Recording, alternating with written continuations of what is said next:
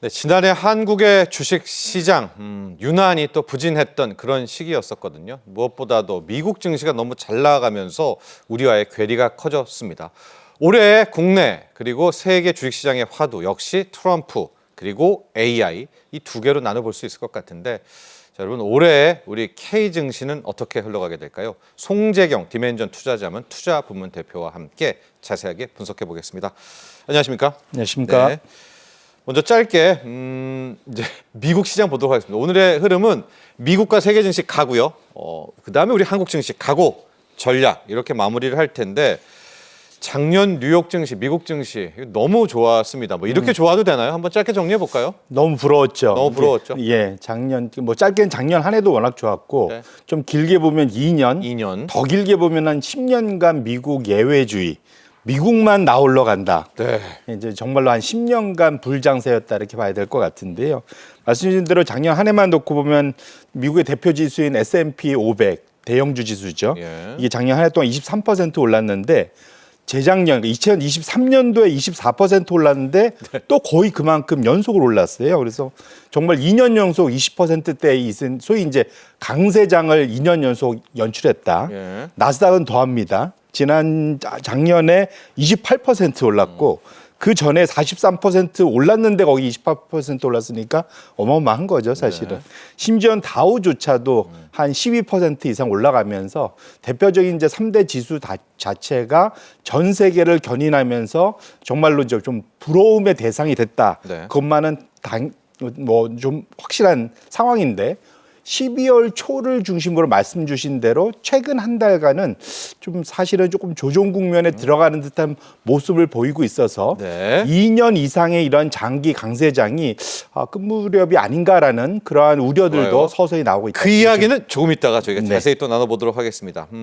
지금 2년 넘게 미국 증시가 호황을 보이니까 미국인들은 이 주식 투자를 많이 하잖아요. 그래서 은퇴하신 분들 중에 백만장자, 그러니까 10억 이상 주식으로 이 은퇴 자산이 불어난 분들이 정말 속출하고 있는 그런 상황이라고 하는데 또 종목도 이게 좀 쉬웠다. 무슨 얘기냐면 대형주들이 그냥 쭉쭉쭉 가면서 투자하기도 쉬웠다. 뭐 그런 한 해였다라고 하더라고요.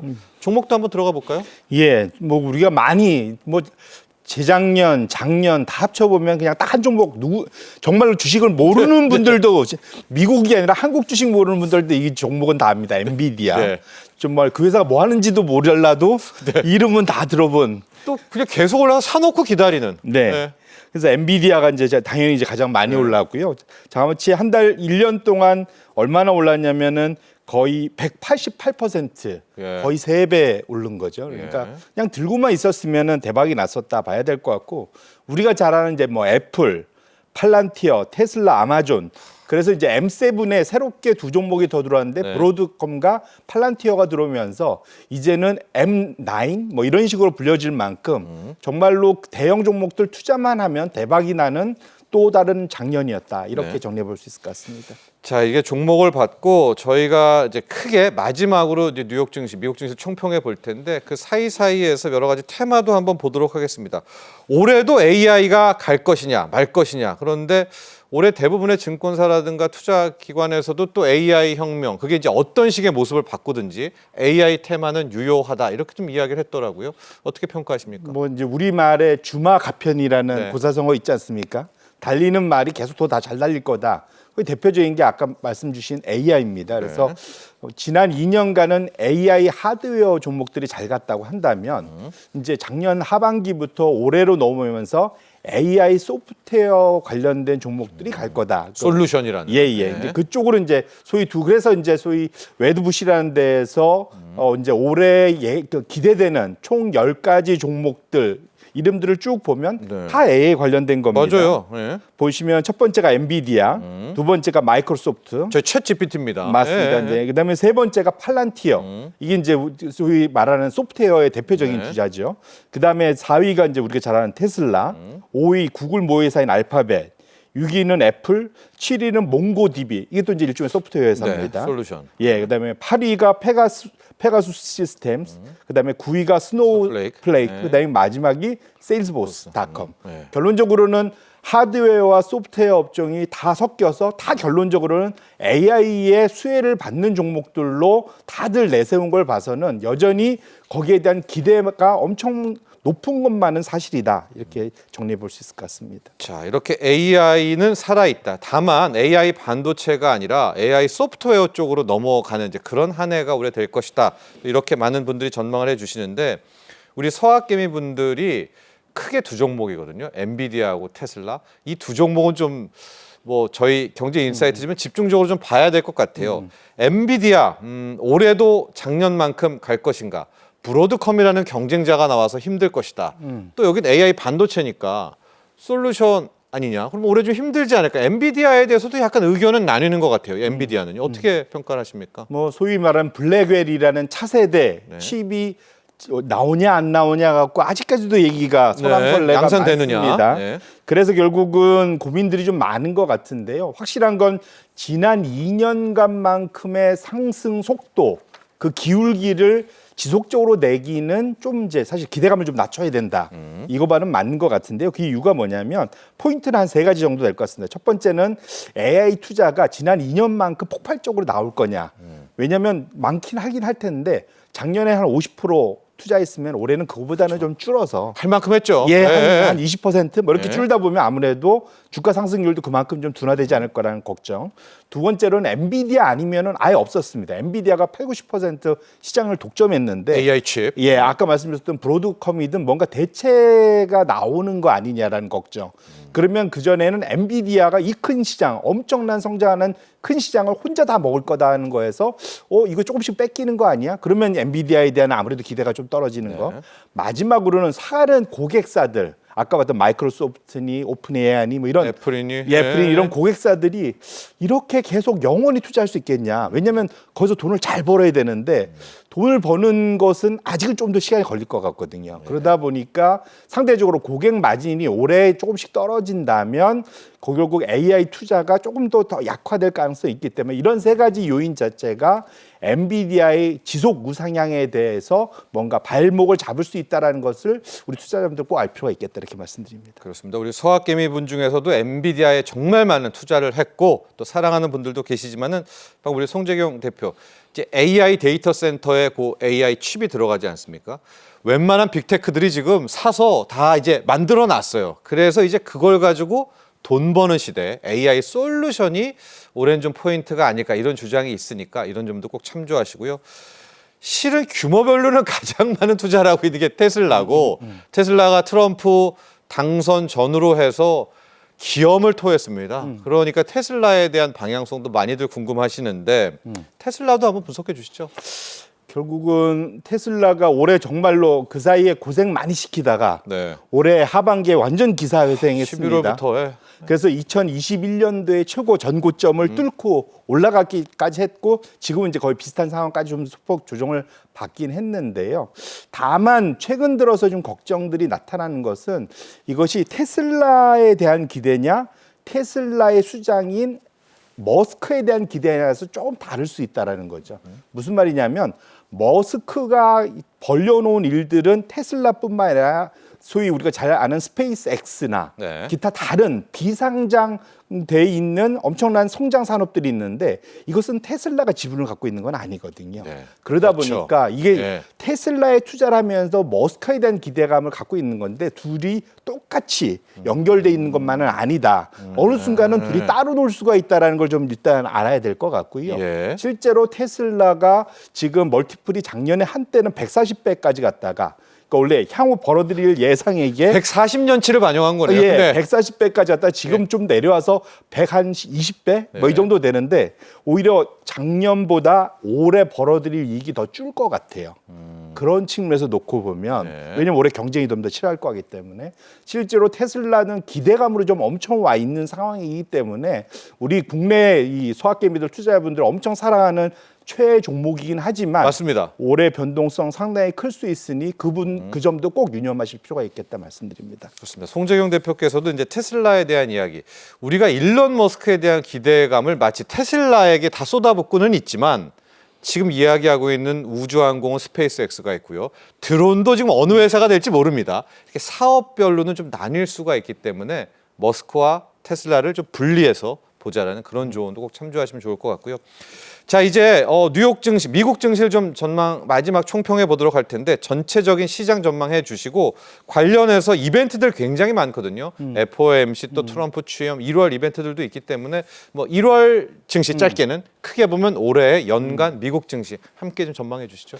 일단은 미국이 지난 2022년 조금 멀어 보이지만 그때 인플레이션과의 전쟁 때문에 시장이 박살났었잖아요. 8월이요. 예, 그렇게 한 해 2021 내내 도 그랬고. 빠지다가 네네. 그다가 10월을 바닥으로 지금 2년 한 2개월 동안 미국 시장이 70% 올랐습니다. 네. 사실은. 그러니까 결국은 이렇게 침체 없이 미국 시장이 장기 강세장을 벌인 것으로는 역대급으로 좀 많이 수익을 낸 상태거든요. 네. 이런 경우가 과거에 한 5번 정도 있었는데 통상 이 정도면 목에 찹니다. 네. 추가적으로 이제 상승, 기대 수익률을 좀 낮춰야 된다라는 목소리가 그래서 나오고 있는 거고요.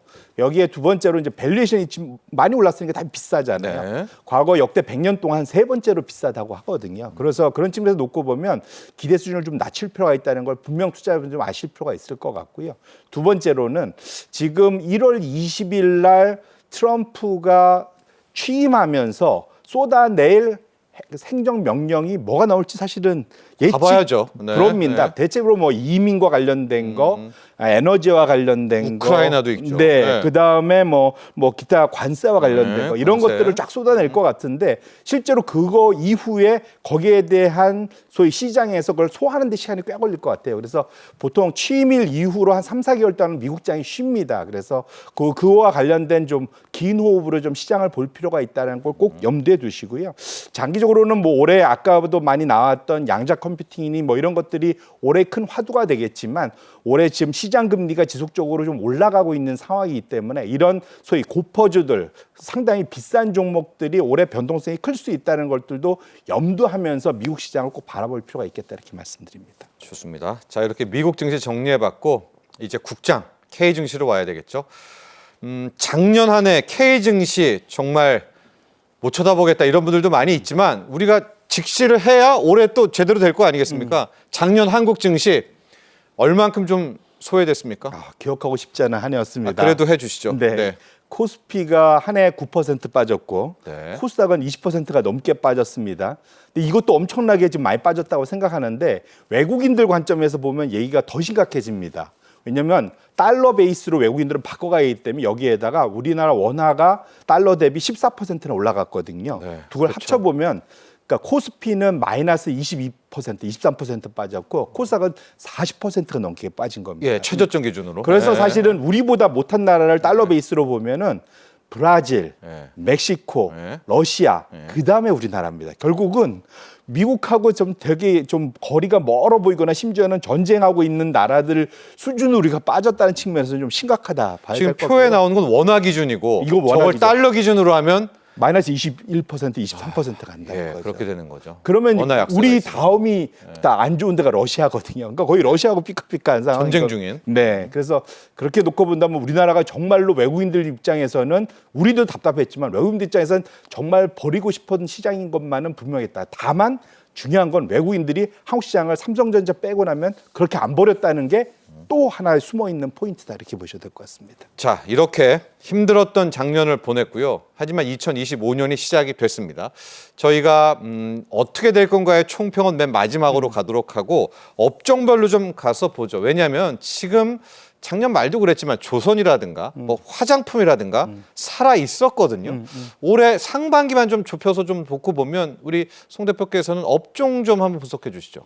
원래 뭐 기본적으로 지금 여전히 올해 기대하는 거는 반도체 예. 말씀 주신 대로 그다음에 저는 개인적으로 금융업종도 금융이요? 예, 네. 예. 왜냐하면 금리가 여전히 살아 있기 때문에 예. 글로벌리 사실은 금융주는 여전히 기대가 큰 그런 분야라고 보셔야 될 것 같고요. 예. 결국은 이 안에 조금 보면은 좀 크게 보면 가치주와 성장주가 있으면 지난 10년간 우상향했던 성장주가 조금은 이제 슬로우 다운하고 앞으로 더 좋아질 게 가치주죠 개념이 크다.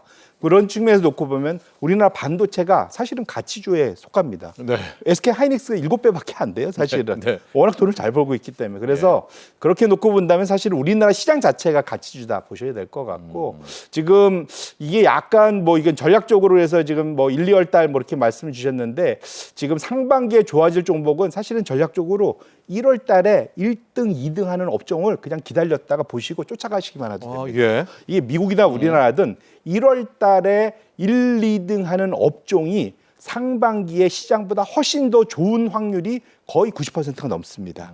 늘 그래 왔다는 거죠. 송 주도주가. 대표께서는 뭘 보십니까? 조선업종 보십니까? 조선은 냉정해 보면 좋게 보는데 1, 2위 아닐 것 같아요. 이게 왜냐면 그 사이에 우리 1년, 3년 내리 1등이에요. 예. 너무 이제 사실은 좀 급하게 달려와서 오히려 조금은 숨고르게 할 가능성도 충분히 있다 좀 이렇게 보고 있고요. 그럼 업종으로는 뭘 보고 계십니까? 아까 말씀드린 대로 반도체. 반도체 업종. 예. 그다음에 오히려 금융, 금융. 이런 쪽에서 사실은 다시 그러니까 그 사이에 좀 하반기에 조정을 받던 분야에서 상반기에 오히려 수혜가 충분히 나올 수 있고 유틸리티도 또한 대안이 될 수 있을 것 같고요. 좋습니다. 네, 이렇게 보겠습니다. 화학, 철강, 지금 그 누구도 어떤 증권사도 이야기를 안 하는데 저는 항상 보면 이런 업종이 또 의외의 다크호스도 될 수 있겠다. 이거는 그냥 제 이야기로 일단 해놓겠습니다. 지금 유망 업종들 나오고 있는데 거의 대부분의 AI, 엔터, 미디어, 조선, 자동차, 화학도 있네요. 현대차 증권에는 화학도 있고 합니다. 다 있네요. 금융은 좀 안 보이지만은 우리 송 대표께서는 금융업종이 또 밸류업도 있으니까 맞습니다. 또 이야기를 해주셨고요. 전체 시장 전망을 이야기하는데 열이면 10건 모두 상저하고를 이야기합니다. 아마도 상반기에 뭐 국내외적인 불확실성이 다 풀릴 것 같아서 상저하고를 이야기하는데 또 이렇게 10곳 중에 10곳이 상저 얘기하니까 또 상고가 될 수도 있지 않을까. 어떻게 보세요, 상조하고? 저도 뭐 이제 한동안 이제 센터장도 했고 증권사에서. 이렇게 저 앞에서 연초에 이렇게 늘 하는 얘기들 네. 제 경험상 상저하고라는 의미는 잘 모르겠다라는 뜻입니다. 사실은. 네. 그 증권사들이 잘 모르겠을 때 보통 상저하고 얘기하거든요. 네. 근데 제 경험상 모든 데가 같은 얘기를 하면 반대로 가실 때 그거죠. 성공 확률이 높습니다. 네. 그래서 저는 개인적으로는 오히려 올해 상반기에 한국 시장이 상당히 좀 좋을 가능성에 대해서 배팅을 하고 있고요. 외국인들이 아까 말씀드린 대로 작년 한 해를 놓고 보면 삼성전자를 한 해 20조를 팔았지 네. 오히려 나머지 분야에서는 11조, 12조를 순매수해서 쭉 지켜나왔습니다. 이 어려운 장에서도. 예. 결국은 외국인들이 사실은 또 오늘도 보면은 외국인들이 상당히 사들어오지 않습니까? 네. 전 세계에서 우리나라만큼 싼 나라가 그건 없어요. 맞아요. 네. 그렇기 때문에 조그마한 모멘텀만 있으면 이 낙폭과대가 엄청난 시세를 낼 수 있겠다라고 투자자들이 특히 외국인 투자자들이 기대하고 들어오는 친구들이 많다라는 거죠. 결론적으로는 지금 오히려 대부분 서학개미를 포함해서 국내에서 포기하고 나가서 또는 일부 삼성전자를 싫어하는 외국인들이 빠진 것뿐이지 사실은 한국 시장은 싸고 좋은 종목들이 많다라는 측면에서는 올해 충분히 전 세계 시장에서 어깨를 겨룰 만한 시세를 낼 수 있는 종목들은 한국에 많이 있다. 그건 분명 믿으셔야 될 것 같습니다. 좋습니다. 우리 송재경 대표의 자녀분이 올해 대학생이 되지 않습니까? 미국 증시와 한국 증시 아버지에게 물어본다면 올 한 해는 어디를 무조건 한국 증시. 무조건입니까? 네. 와, 지금 다 젊은 2030들은 뉴욕 증시, 미국 증시라고 하는데 한국 증시다 올해는. 네, 왜 그러냐면 뭐 제 경험상도 그렇지만 약간 저 청개구리 경향도 있어서 그렇긴 한데 확실히 말씀드린 대로 2년 반 동안 미국이 침체 없이 강세장을 왔을 때는 3년 차에는 항상 쉬어갔습니다. 네. 경험이 여러 개 예. 있고 그 다음에 한국장은 이렇게까지 빠진 적이 없거든요. 이렇게 놓고 보면 그냥 낙폭 가대 그다음에 상당히 많이 오른 두 가지만 놓고 봐도 시장에서의 그런 상대 상승 여력은 한국 시장이 훨씬 더 있다. 이런 좀 불확실성만 해소되면 좋습니다. 한국 시장에서의 투자 매력을 충분히 그 결과를 누릴 수 있겠다. 저렇게 말씀드립니다. 바로미터 투자 지표 하나만 누가 이야기해 달란다고 한다면 역시 환율을 첫 손에 꼽을까요? 뭘 맞습니다. 볼까요? 네, 단기적으로는 환율 안정성. 환율. 결국은 높든 낮든 안정돼야 되는 게 첫 번째. 네. 두 번째로는 밸류업이 찐 밸류업으로 바뀌어야 되는 거. 이 두 가지를 말씀드리고 싶습니다. 밸류업 프로그램을 신뢰를 하고 계시는군요. 굉장히. 그러니까 상법 개정이든 예. 결국은 외국인들이 신뢰할 수 있는 찐 소위 이제 밸류업 리모델링을 통해서 외국인들이 믿고 찾을 수 있는 밸류업 프로그램이 가동된다면 구조적으로 우상향할 수 있는 기반을 마련할 수 있겠다 이렇게 말씀드립니다. 네, 저희가 뭐 미국 증시, 한국 증시 똑같은 뷰로 전해드렸었고요. 두 가지 의견들 항상 상존하는 거 체크를 해보시면 좋겠고 송재경 대표께서는 환율과 밸류업 프로그램이 어느 정도로 더 이번에 디테일이 가미되는가 두 가지를 키포인트로 정해주셨습니다. 도움 말씀 주신 송재경 디멘전 투자자문 투자부문 대표 여기서 보내드리죠. 오늘 감사합니다. 고맙습니다.